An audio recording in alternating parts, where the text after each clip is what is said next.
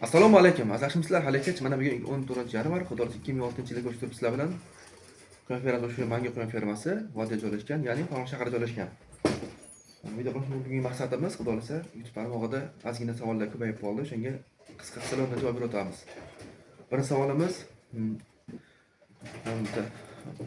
yozibdilar, obunachimiz yozibdilar. Mana quyonim 18 kun, 19 kunlik bo'ldi, bolalari onasi o'lib qoldi. Men qanaqa katta qilaman debdilar. Buni kecha o'qidim men. Kecha yozgan ekanlar. O'shanga men javob qilmoqchiman sizlarga. 19 kunga kunlar yemaydi, ko'rmaydi. Mabodo o'zini boqaman desangiz, issiq joyda boqasiz. Mana hozir issiq joyda boqasiz. Bir xil haroratda, shabada bo'lsa, skazniy bo'lmasin, ko'rin berasiz. Makka bug'doy bermaysiz. Orada qotgan non berasiz, kepay bermaysiz, xulot bermaysiz, po'chag'am bermaysiz. Qotgan non kepayda meyda hashay berib boqasiz. Imkon bo'lsa, shunaqalar bo'lsa, kimdir quyon tug'di, 20 kunlikda vafot etgan bo'lsa, onasi yana quyoni bo'lsa, bag'ada ona quyoni bola boqayotgan ona quyoni bo'lsa, zapaskada. Qanaqa, ya'ni 32 kun, 33 kun, 30 kundan tepa bo'lsa, bola boqayotgan ajratmagan bo'lsangiz, onasini o'shani ajratib, bolalarni o'zi 30 kun o'tgan bolalar o'zi yashab ketadi. Xudo xolasa endi iloji yo'q. Ona kerak sizga, 20 kunlikda bo'lmasligi kerak. Ona quyonni yaxshilab boqib, o'zingiz adina qafasda boqib, kunda 2 mahalla majburan quyonni ushlab turasiz. Bolalarni olib kelib keladi, em bo'ladi. Ashaqada bir hafta 10 kun shuna qilasiz. Keyin yana ketadi. Mabodo unaqa quyon yo'q bo'lsa, iloji o'zingiz yaxshilab issiqda boqasiz. Parvarishlaysiz, bo'lsa o'lmaydi. 20 kunli ham yeb ketadi. Endi aybi sal nimjoroq bo'lib qolishi mumkin, katta bo'lishda. Velika bo'lsa, velikanda katta bo'lib ketmaydi. Xikul bo'lsa, katta xikul bo'lib ketmaydi. Sal nimjoroq bo'lib qoladi, lekin o'lmaydi, xudo xolasa. Lekin tetishab bersiz, sovuq joy, muzday joy bo'lsa, ona sulagandan keyin nobud bo'lib qolishi mumkin. Ona suti yetmagan hisobiga. Xo'p, ikkinchi savolimiz. Qanaqa qo'shiramiz deyishyapti, bilmayapmiz deyishyapti, biz tashab beryapmiz. Erkak quyon oldiga ayol quyon deyishyapti. Erkak quyon qafasda turadi hamisha. Ayol quyon olib kelinadi erkak quyon oldiga. Hech qachon ayol quyonni qafasiga erkak quyon olib borilmaydi. O'ylashim. Erkak quyon qafasi bilan bu qafas bo'lsa, misol uchun, mana shu erkak quyon bo'lsa, mana shu qafas erkak quyon bo'ladi. Bo'ldi, jiddiramizlar quyonni, mana shu mushishadi. Ayol quyonni olib kelasizlar. Kuyukni olib kelasizlar vaqt kelganda. Bir oyda 3 kun, 4 kun vaqt keladi-da, keyin vaqt kelmaydi. Bir xilgilar aytayapti, quyon tashab beryapman, olib kelib, mana quyonni bir hafta turadi, keyin olib beryapman, tug'madi, baxtasi tug'di deyapti. Tug'magani vaqt kelmagan. Siz vaqtni kelganini bilmagansiz, o'tib o'rgansiz, tashab bergansiz, hali quyon bir haftaga bilan qochmagan. Bunda nima bo'ladi? Bunda ayol quyonga ham ziyon, erkak quyonga ham ziyon. Sababi erkak quyon majburlaydi, iloji ishini bitiraman deb.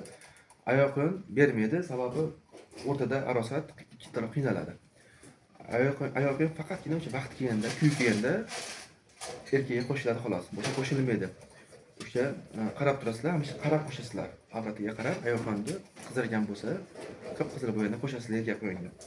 O'shanda 1 minut, 2 minut kifoya, yetadi. Erkak quyonga ayol quyonni qo'shasizlar, qarab turasizlar. Erkak quyon o'z vazifasini bajarishni boshlaydi sirasi. 1 marta, 2 marta og'anagandan keyin hisob yo'q, xudo xolasa quyon qochdi. Sekin ona quyonni olib qafasga tashlab ko'rasiz, yoki metga qilib berasizlar, telefongami, daftargami. Xudo xolasa bu quyonga qo'shildi, bu quyon. Yoki bu qafasga quyon qo'shildi, yozib berasizlar, xudo xolasa. Keyin erkak quyon ham shustrik bo'lishi kerak. Erkak quyon birak bo'lmasligi kerak.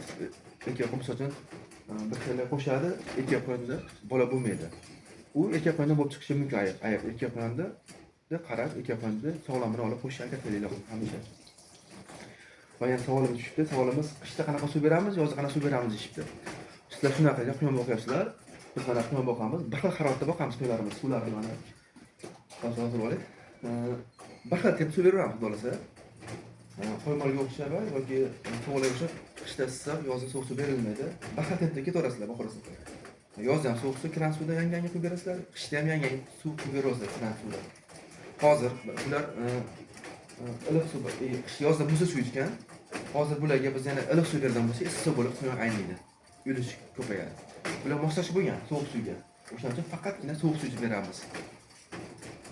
O'shaning uchun bir xil tempda boqarasizlar. Egasidan quyon olsa so'rab olasizlar. Qanaqa suv ichgan, qanaqa yegan, o'sha retsep bilan birga boqib ko'rasizlar, bir xil ketaveradi. Suvini mana biz sovuq suv beramiz, bir xil qishin yozin o'zgarmaydi, o'shaning uchun xudo xolasa yaxshi bo'ladi. Yana bir maslahat berib o'tamiz.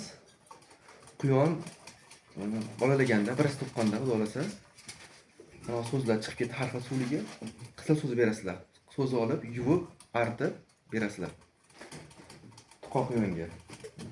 Ondan keyin bitta, ikkita quyon so'z tashib bersalaring, so'z sabzi quyonni stressini, miyani holatini yaxshilaydi. Asab tizimini yumshatadi quyonni. O'shaning hisobiga bir xila qafas yo'q beradi. Tuqqandan keyin ona quyonni ajratib beradi bo'lsa, bir kun o'ziga kelsin, stressda bo'ladi ona quyon deb o'yladi. Balkimdir, lekin men so'z beraman eskidan, chunki qiyon so'z beraman. Sizlar ham so'z beringlar. Qizil so'zi. Keyin mana so'zlar arzon bo'lib ketdi, xudo shu ma'lumotlar arzon, shunday olib kelib haftada 2 kun rejim qo'yaylik. Haftada 2 kun bir donadan o'rtacha minimum so'zi berasizlar. Ona quyonlarga, hamma quyonga bittadan. Haftada 1 kun yoki 2 kun yetadi bittadan.